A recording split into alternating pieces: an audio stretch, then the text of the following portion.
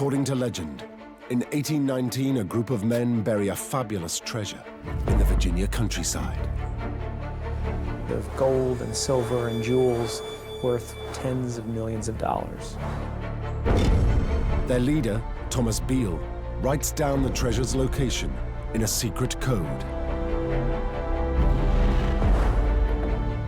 He entrusts an innkeeper with its safekeeping, vowing to return. But then Thomas Beale vanishes. Not only does Thomas Beale disappear, his whole party disappears. It's a complete mystery. Years later, two brothers, George and Clayton Hart, take up the challenge of cracking Beale's mysterious code to recover his glittering treasure. During their 50-year quest, they turn to the world's most famous code breakers and even the supernatural. But when someone is hot on the trail of a treasure, they will use every possible means at their disposal.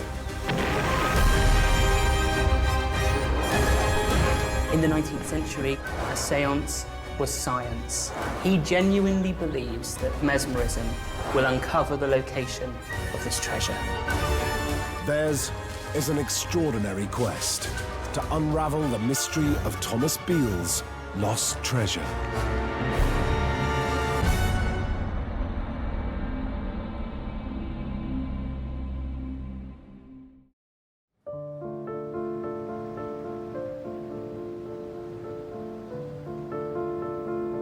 The story begins in southern USA in 1897 at the offices of the Norfolk and Western Railroad Company in Roanoke, Virginia.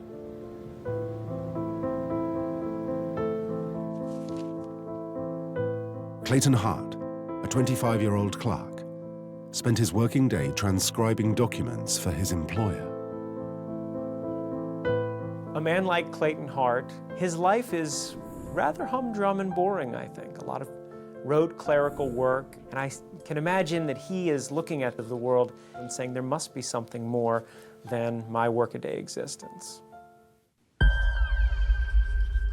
One summer morning, a senior colleague asked Hart to make copies of a document. It was a routine request, but this document was far from ordinary. Clayton Hart looks at the papers, and they've got sets of numbers on them. There's no context, no clues, no history, nothing. It's just numbers. What are they for? Where does this lead? Clearly, these numbers are meant to signify something. They can engender that spark of curiosity. I must find out what this means. Hart's colleague explained that he believed the numbers could reveal the location of an extraordinary treasure. Buried for almost a century under the Virginia soil. As far as he knew, the treasure still lay undiscovered out there somewhere. This clerk in this big office can just suddenly imagine a completely different world and can imagine an adventure that is seeming to stare him right in the face. So you could see how that would be very exciting, a very exciting prospect, and the opportunity to break out of his humdrum existence.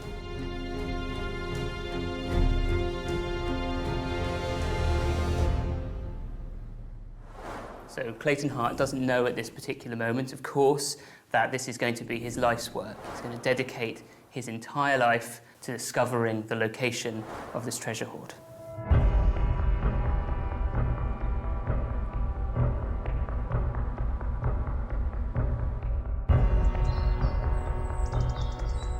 Clayton Hart made his own copies of the numbered pages, and from his family home in Roanoke, began work to decipher the strange and puzzling codes.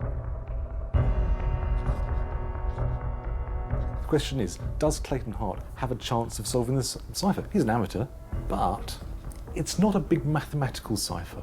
There's a trick to it. Maybe you can solve this. Clayton scoured the code for clues. He tried to identify patterns and establish relationships between the numbers.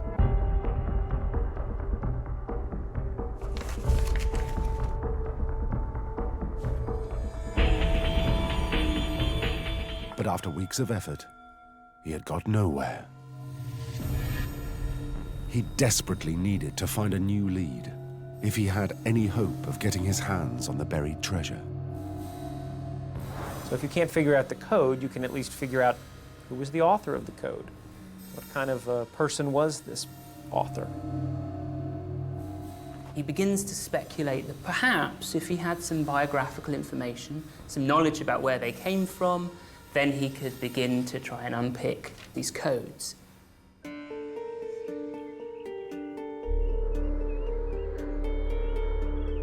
Hart made inquiries and soon received his first clue. He discovered that a man named James Ward had published a strikingly similar code in a pamphlet printed 12 years earlier in Lynchburg, Virginia. When Clayton Hart finds out about a pamphlet that was written only a decade before that, very similar sounding to what he's got, he's very excited. He has to go and see it. This is the only real clue he's got that isn't a number.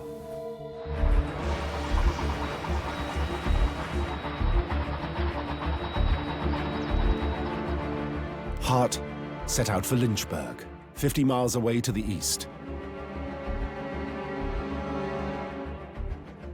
He scoured the city's bookshops for the mysterious pamphlet.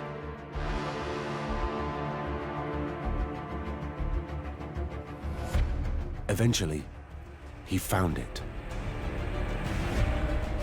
A small, 20-page booklet published in 1885 by a James B. Ward.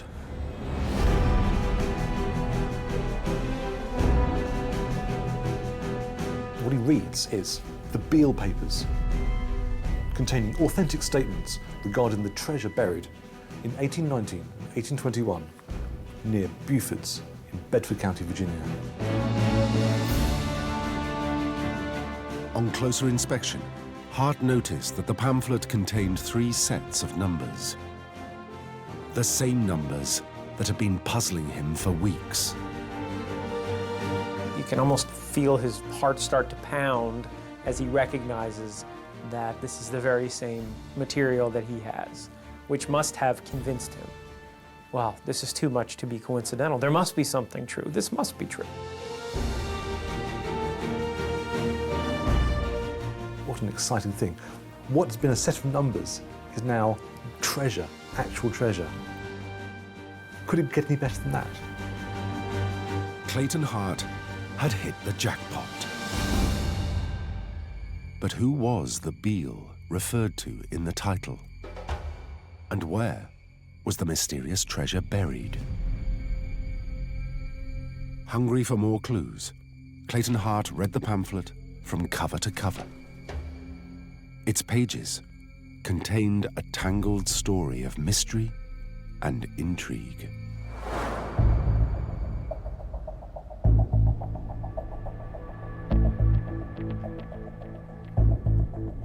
Hart learned that in 1821, a mystery man was a guest at the Washington Hotel in Lynchburg. He gave his name as Thomas Beale. He entrusted the hotel's proprietor, Robert Morris, with a locked box for safekeeping.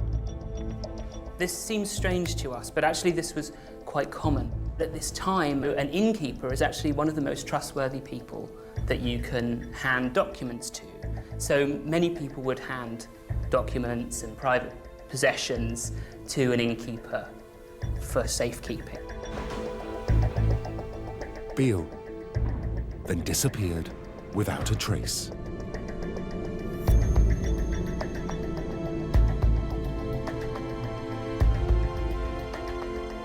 But several months later, Morris the innkeeper received word from his former guest. It was a letter from St. Louis instructing Morris that If Beale does not return after a certain period of time, 10 years, that Morris is to open this mysterious locked box.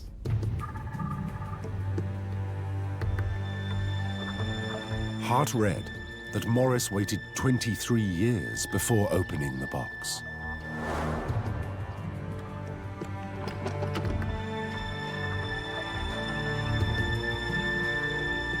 Inside, he discovered a stack of papers. One of which is a letter addressed to him. And in it is this fantastic account of how Thomas Beale came by this vast amount of gold and treasure while he was journeying in the West.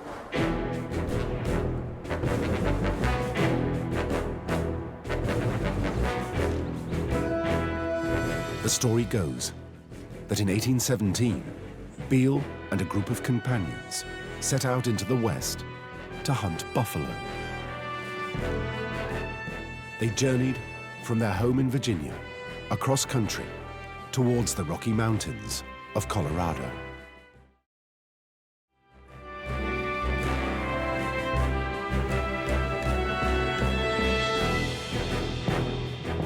Whilst exploring the rugged terrain, some of Beale's men made an amazing discovery. So he tells the story that as they are hunting these buffalo, they stumble on a gold mine. The men abandoned the buffalo hunt and began extracting the gleaming ore.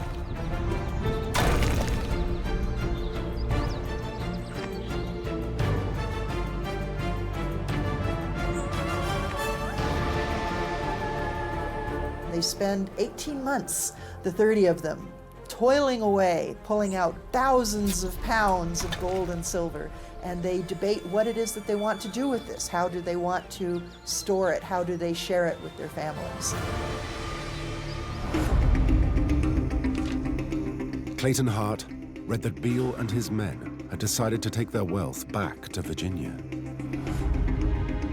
En route, they stopped in St. Louis. There, they traded the ore for gold coins, silver bars, and precious jewels.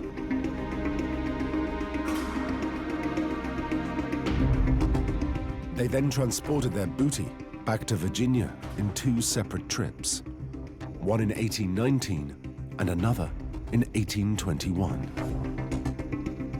At that time, banks were not considered to be safe, so they stashed their fortune in a top-secret location in Virginia's Blue Ridge Mountains.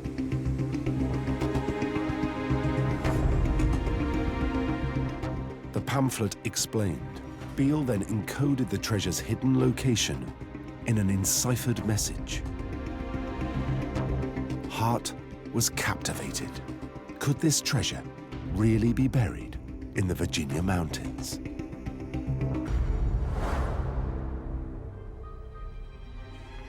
Hart read that along with the letter, Morris the innkeeper had found 3 sheets of paper inside the mysterious box.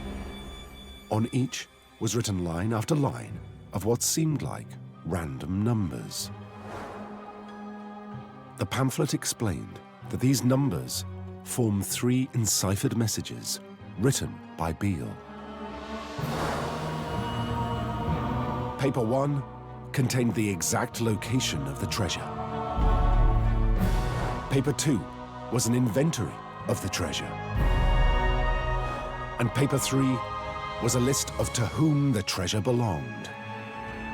This is the moment where it all links together. It's perfect. It's a treasure hunt, and he's on the treasure hunt. It's his treasure. The question was, could this code be cracked to reveal the treasure's location? Clayton Hart turned the page, searching for more clues. He read that the innkeeper, Morris, spent nearly 20 years trying to crack the codes. But the challenge defeated him.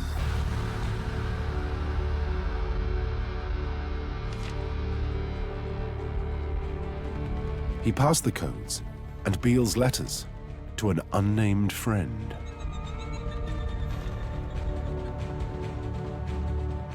That friend then wrestled with the problem for years, and eventually made a breakthrough on paper 2.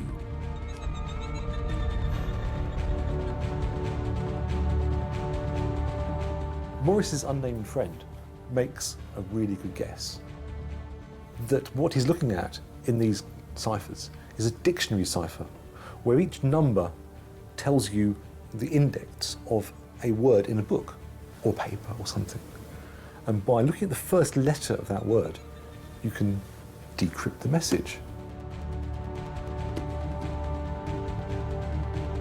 He tries lots of different books.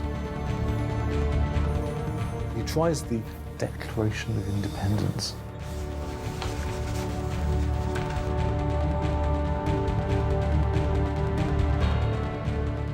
And wonderfully, marvelously, it comes out.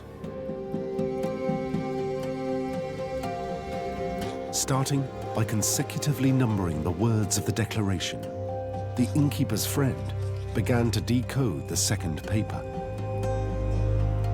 He referenced the code's numbers to the first letters of the numbered declaration's words, and amazingly, Beale's cipher began to unravel. So using the Declaration of Independence and going through these numbers, you might end up with the letters from the beginning, I-H-A-V-E-D-E-P. I have deposited, and then the rest of the message comes out in that way. The pamphlet contained a full transcription of the decoded second paper. It was as though Thomas Beale was speaking to Clayton Hart from beyond the grave. I have deposited in the county of Bedford, about 4 miles from Beaufort's, in an excavation or vault, the following articles. The first deposit consisted of 1,014 pounds of gold and 3,812 pounds of silver.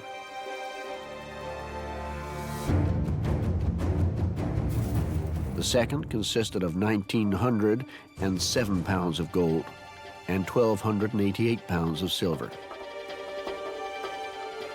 Also, jewels obtained in St. Louis and valued at $13,000. Clayton Hart was overwhelmed. Here, in black and white, was not only evidence that the treasure was real, but also what it was worth. A truly phenomenal sum that today would be worth over $60 million. The pamphlet also included one vital clue to its location, that it was buried underground about 4 miles from a place called Beaufort's Tavern. So, from the perspective of Clayton Hart, this is wonderful news because it means that the codes can actually be cracked. Hart was stunned.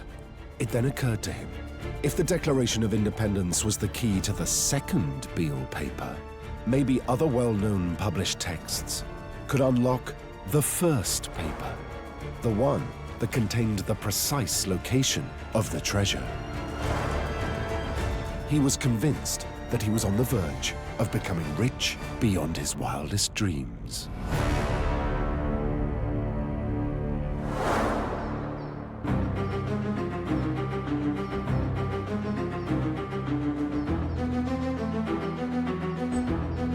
Hart headed back to Roanoke, keen to test his theory.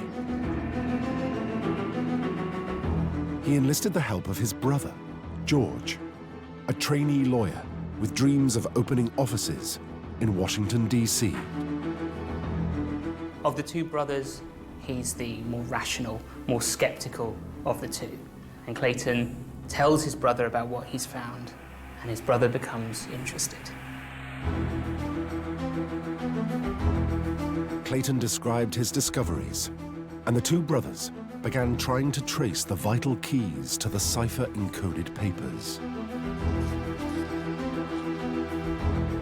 They they began to examine paper 1 that contained the treasure's location.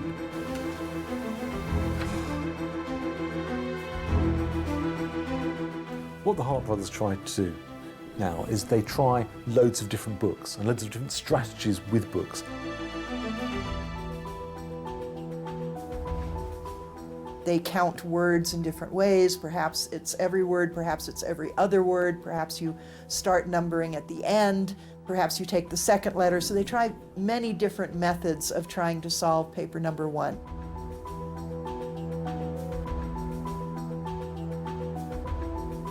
The brothers toiled for weeks, hunting for the key text that would unlock the location of Thomas Beale's treasure. But there are so many books, and you don't have to start on page 1. You don't have to even start in the first word of a page. You can start anywhere. So where do you start? They try all kinds of things, but nothing really bites, nothing really works. After weeks of effort, the treasure's location was still locked in the code. It was clear the Harts must attack the puzzle from a different angle. So Clayton suggested a fresh and unconventional approach to their problem. He proposed that they could unlock the treasure's location through the power of mesmerism. Mesmerism is a 19th century and early 20th century science. By a combination of hypnotism and electrical currents, a subject would be rendered into a state of trance where they could cross over into another realm and they would describe what they were seeing. During the 1890s, Clayton Hart had witnessed these techniques in practice. It's wonderful work. And had subsequently educated himself in the arts of mesmerism and hypnotism. He was convinced that he could mesmerize a medium and guide them back through time to Bedford County in 1819. The subject would see through the eyes of one of Beale's men and identify the location of the buried treasure. Clayton Hart is not an irrational man. He genuinely believes that this application of a scientific process of mesmerism will uncover the location of this treasure.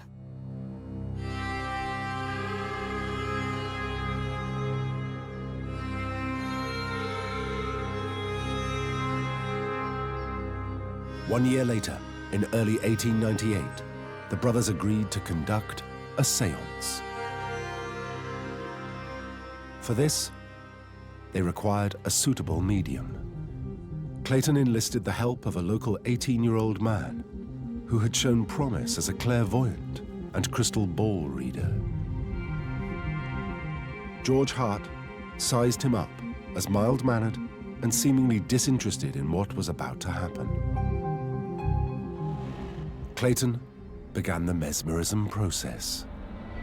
A typical mesmerist will sit an individual down in a chair and lay their hand upon the median nerve on the top of their arm and press hard to make a connection. The subject would then be handed into their other hand a mesmerist's coin, a piece of zinc wound with wire, so something like a battery.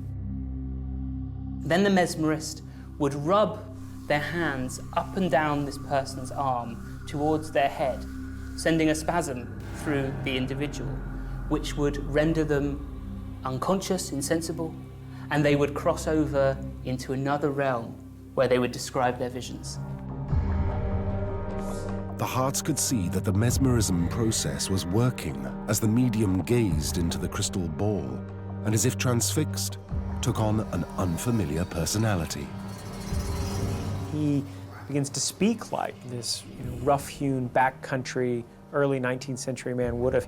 He's mouthing words through a body and a persona that seems to have really changed into a whole new person from the past. Believing that the medium was seeing events from the past, Clayton Hart ordered him to journey to Buford's Tavern in November 1819 to to the day before the treasure was buried.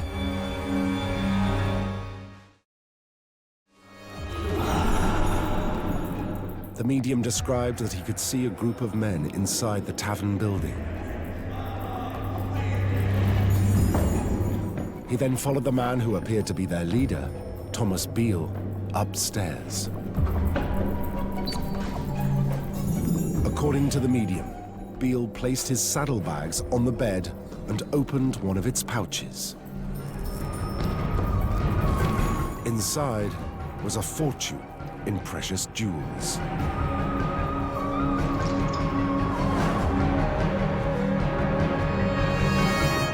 When he sees the treasure, the boy declares, "I've never seen such a hoard in all my life. It beats any jeweler's show I've ever seen."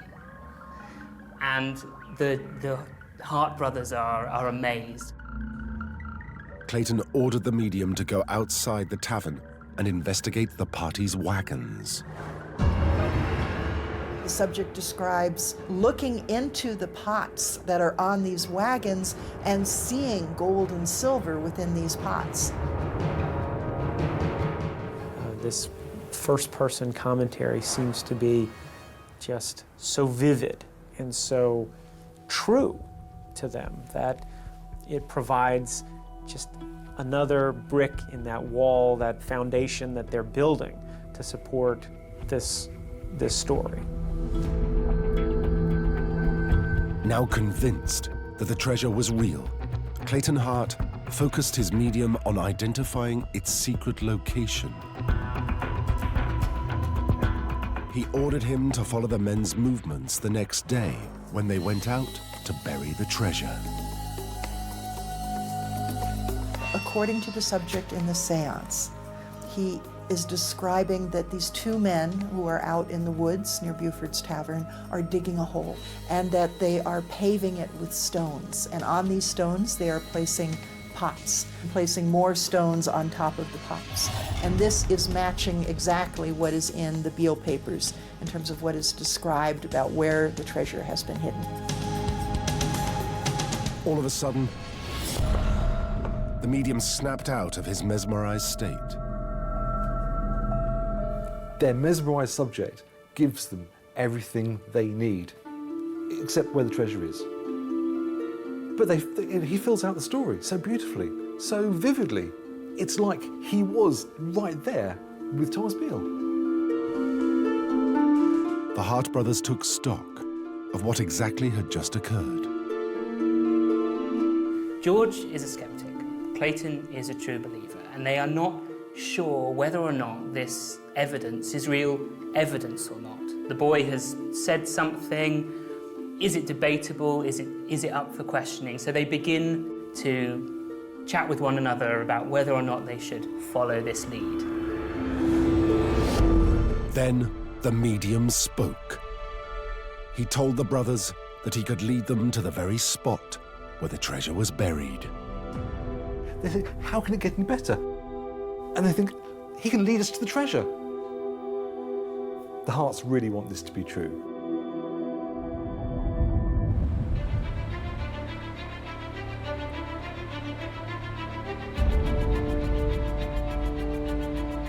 In the spring of 1899, George and Clayton Hart headed out into Virginia's Blue Ridge Mountains.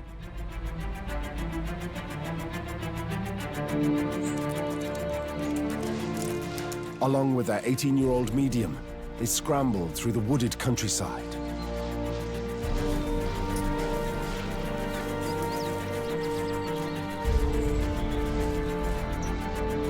They headed for an inn that was once called Buford's Tavern, as the Beale papers had stated that the treasure was buried close by. They take the subject of the seance, and he's hypnotized again. He then proceeds, hound dog-like, to sniff his way back to the spot where he remembers that this treasure is buried.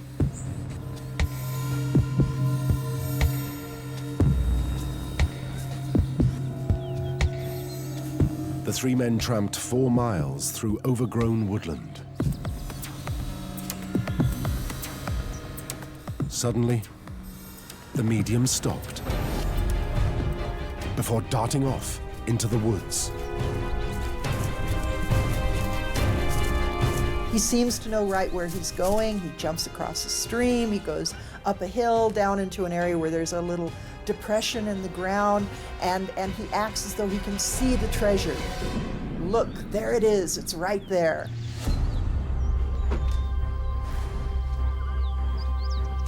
This had to be the spot where Thomas Beale had buried his legendary treasure.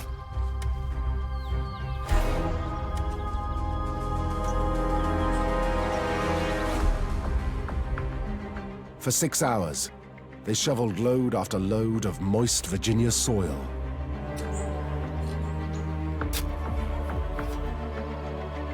They're digging. And digging is hard work, but there's always that hope of treasure that keeps them going. And they're getting tired. They've been at it for several hours, and then it's Clayton's turn. And he digs, and clunk. He hits a stone, a big stone.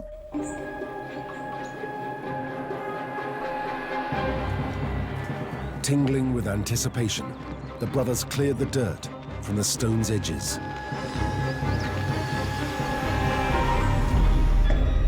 Treasure hunters live for a moment like this.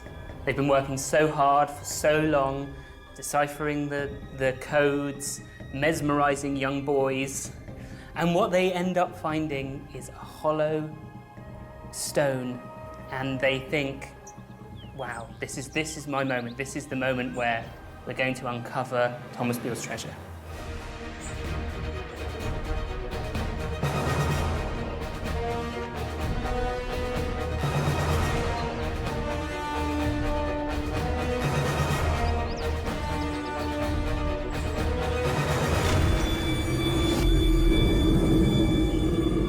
But there was nothing underneath.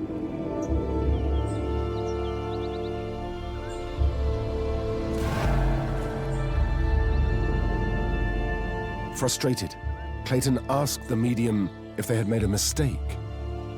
Where was the treasure? Then he says, no, it's not there. And he points to an area that's underneath an oak tree, saying, there, can't you see it?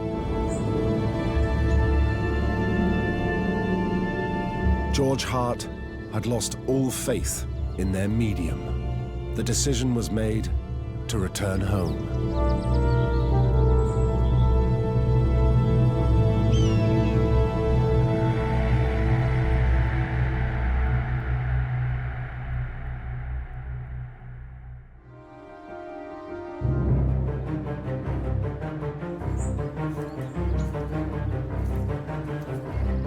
The next morning, Clayton still believed that the treasure was within his grasp. He's clearly bought into this story lock, stock, and barrel, and is devoted, I think, so much of his own energy to this that he just can't accept that this is the end of the road. So without his brother, he actually then goes back to the spot, to the oak tree, but this time instead of shovels, he brings dynamite. In a desperate last attempt, Clayton Hart set the charge, lit the touch paper, and ran.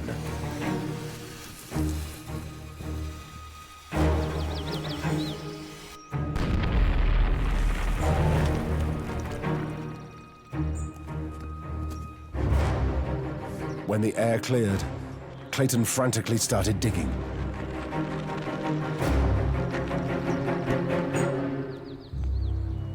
But again, nothing. Thomas Beale's riches had eluded him once again.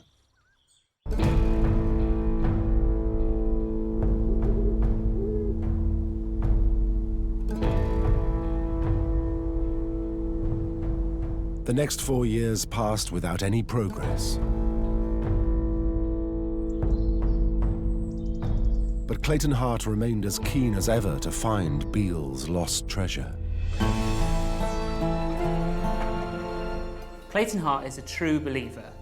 He thinks that one new lead is all that it'll take for him to uncover the hidden treasure.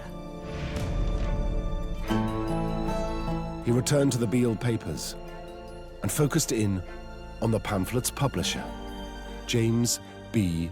Ward. He decides to go and find out who he is and see what he's got to say, and if he can help find the treasure. Clayton Hart made inquiries. Who was the mysterious Mr. Ward? Clayton Hart finds out that James Ward is indeed a real person, and he lives in Lynchburg, not that far from where they are. So he goes to try and find him.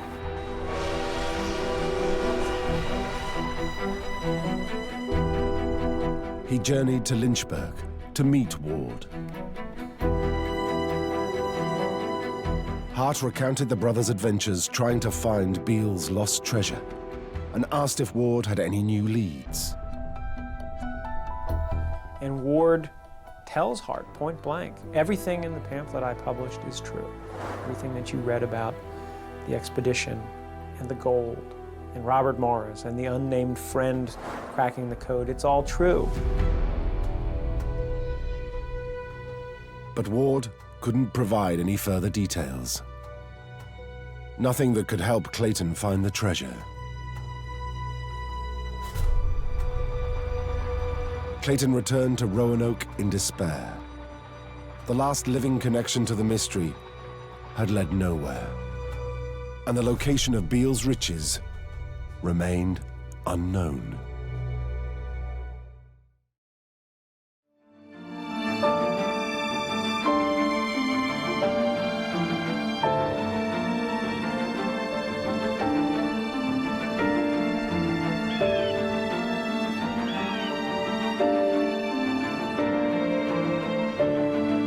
It was another 20 years before the Hart brothers got their next lead.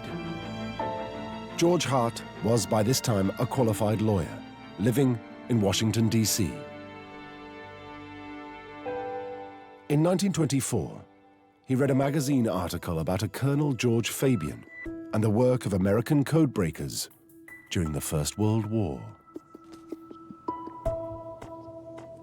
He was the founder of what's effectively an independent code-breaking research facility, a think tank, that was of great use to the American military in the First World War. And Hart thinks, wow, maybe Fabian's crew can crack this code.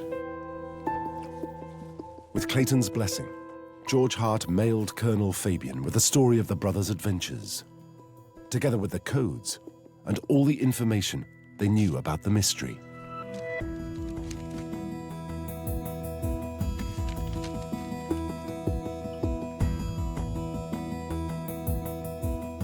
Intrigued, Fabian wrote back to George Hart. The problem has my interest, and I am writing in the vain hope that either you or Clayton Hart can give us further information, because the psychology of it is about all we have to go on in picking our point of attack.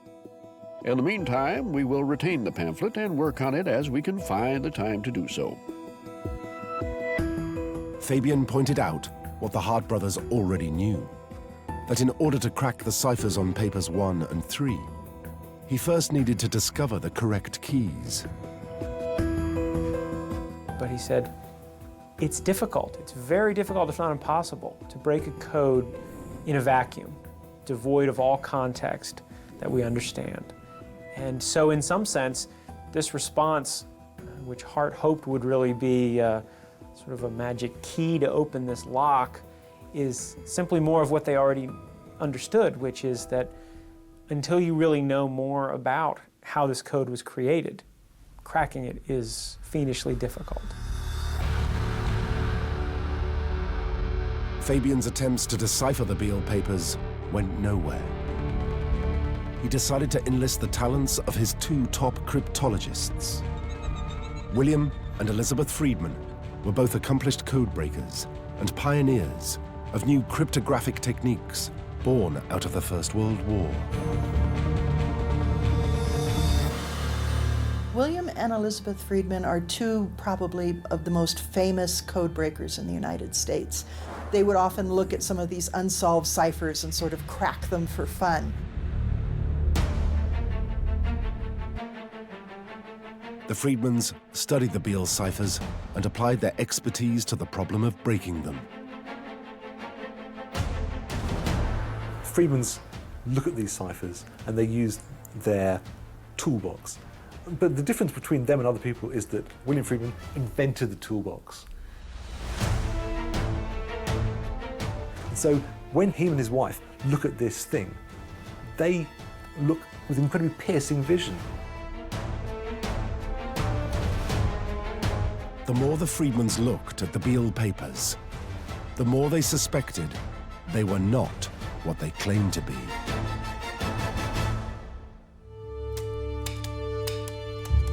In a letter to Clayton Hart written in 1938, Elizabeth Friedman gave their damning verdict. Such maps, when examined, have almost invariably proved to be forgeries, foisted upon an unsuspecting public which, thanks to the double lure of buried treasure and cryptographic form, have persisted throughout the years since they first appeared in 1885. It is likewise believed that the cryptogram which you forwarded is nothing more or less than a hoax. In other words, the Friedmans were confident that the Harts had wasted their time on a wild goose chase. It is perhaps the most crippling sort of blow to the belief of the Harts and other people that this could possibly be an actual story, an actual true story. That the code-breaking experts of the time come to the conclusion that there's no truth in this at all. The Friedmans had no doubt that the story of Thomas Beale's treasure was a cleverly written hoax, probably created to sell pamphlets. But if it was a hoax, who had perpetrated it? One theory points the finger at a Lynchburg newspaper editor named John William Sherman.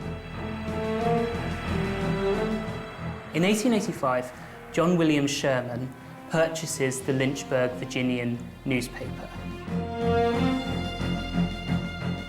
Very quickly, the Lynchburg Virginian gets into financial difficulties, and Sherman, who is known as a famous writer of dime novels, strikes upon an idea that perhaps to reverse the fortunes of the Lynchburg Virginian, he should publish something that sells.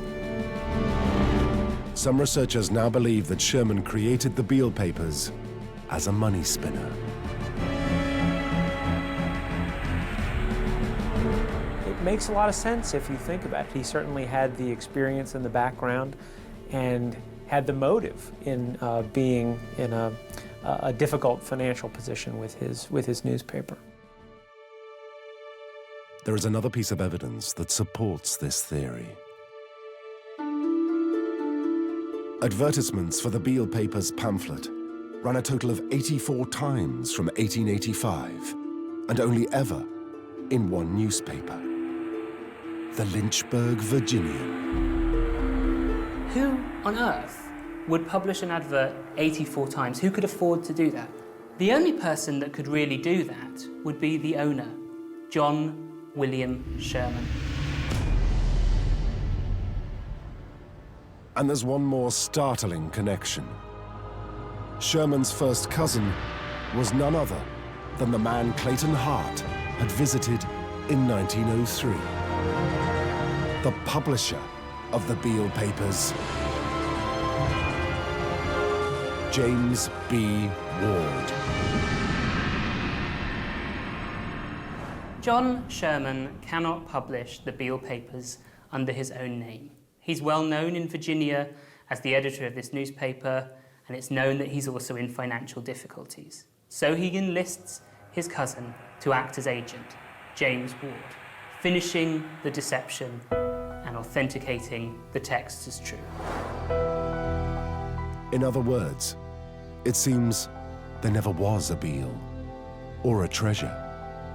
The whole thing was a fabrication.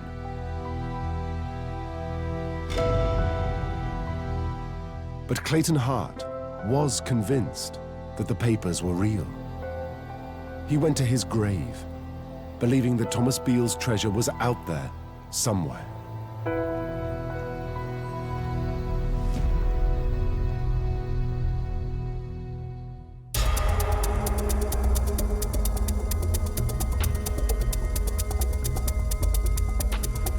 Despite the evidence that the Beale papers were a hoax, the mystery still continued to intrigue treasure hunters and code breakers alike.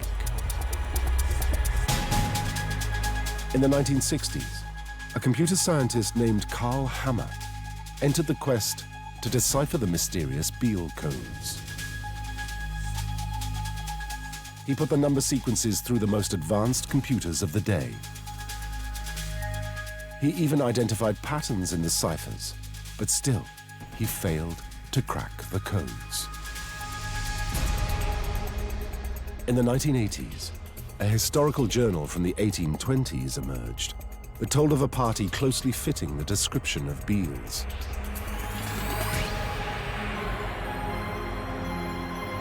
Was this evidence that Thomas Beale and his men really had existed? And if Beale was real, was the treasure also? We know that Beale and his associates didn't return for the box that they had entrusted with Morris, and that Beale disappears after the 1820s. So, what happened to Thomas Beale? Did something sinister happen? Did he go and dig up the treasure himself? There are many possible outcomes in 19th century America. One theory is that Beale and his party may have returned to retrieve their precious booty. Another is that before they could do so, they came to an untimely end. If that's the case, then Beale's treasure could still lie undiscovered.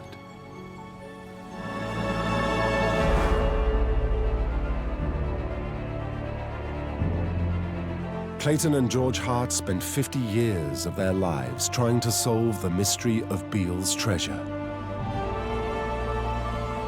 A mystery that continues to captivate treasure hunters and code breakers to this day.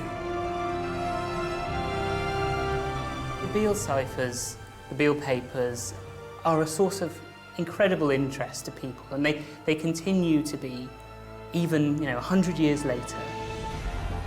And they will be 200 years later, because, and I speak as a literary critic, they are so well written. I myself don't think there is treasure sitting somewhere in Virginia. I think there is a person who published an absolutely fantastic adventure story. To those who do believe the legend, there is a fortune in gold, silver, and jewels, buried 6 feet under the Virginia soil. And finding it is simply a matter of cracking the mystery of Thomas Beale's codes. If people just forget about the legends, if they can just look at the numbers, everything you need to know is in the numbers. For me, the Beale ciphers are crackable, but it's a mystery. It's a great mystery.